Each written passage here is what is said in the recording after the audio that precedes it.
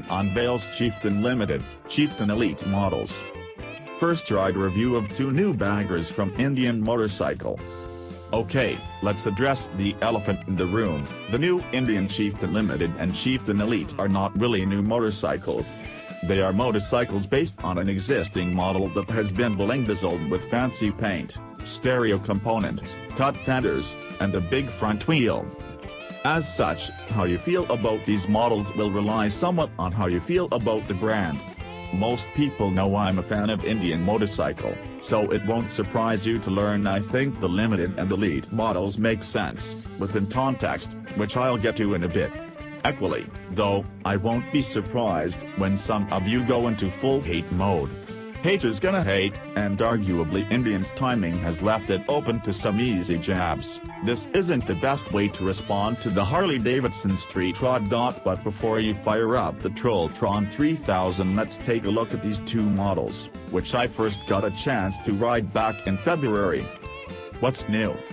Indian says the new Chieftain Limited and Chieftain Elite represent a bold evolution of the Chieftain line, gently nudging the classically styled model forward a few decades in terms of aesthetics.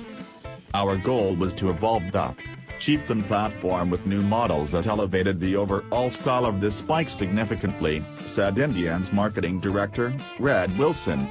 These bikes have a more commanding presence. The most obvious difference in both bikes can be seen at the front.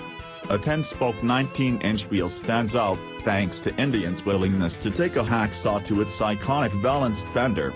The styling move results in a bike that looks more muscular and aggressive because you can now see the dual 300mm floating front rotors and 4-piston calipers that give the massive bike its up-front whoa, while a single disc remains at the rear. A electronically adjustable, cut windscreen, color-matched headlight bezel, and metal stud-free leather seat also help put the baggers on trend. For those with more money than hearing, the Elite differentiates itself with the addition of a 200-watt audio system.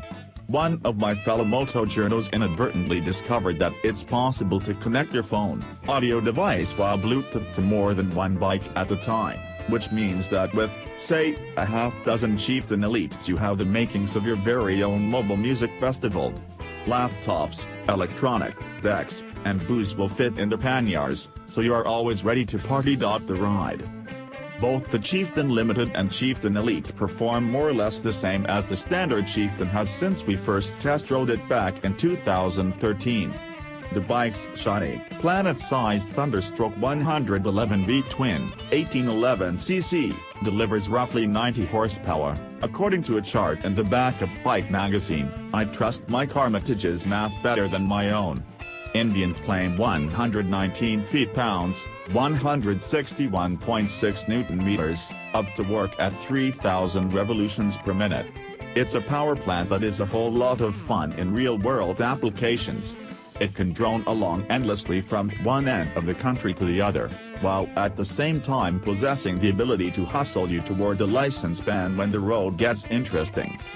According to Reed Wilson, cutting the front fender shaves about 15 pounds, 6.8 kilograms, from the weight of the Limited and Elite, an amount that he pointed out is nominal on a bike weighing 845 pounds wet, 384.2 kilograms.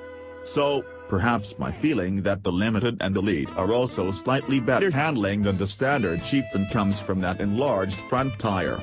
Conventional wisdom tells us that doesn't make sense.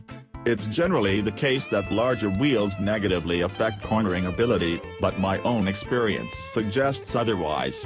The Limited and Elite just feel more agile than the standard Chieftain. In light of all of that, I think it's fair, at this particular point in history, for Indian to be expanding upon existing platforms, rather than developing new ones.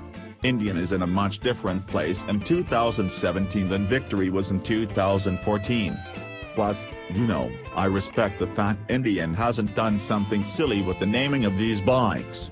The link to the Chieftain is there. You don't have to ride around on a bike that shares its name with a dildo. So, to my eyes, the Chieftain Limited and Chieftain Elite are not a sign that Indian has run out of ideas. These are bikes that fit within the bigger picture for a company that is dedicated to the Indian name, its heritage, and its future. For those who understand the big twin bagger ethos, they are very good bikes. The Limited is better. That will allow you to have a whole hell of a lot of fun whilst connecting to a set of intangibles that are very likely to expand and deepen in the coming years.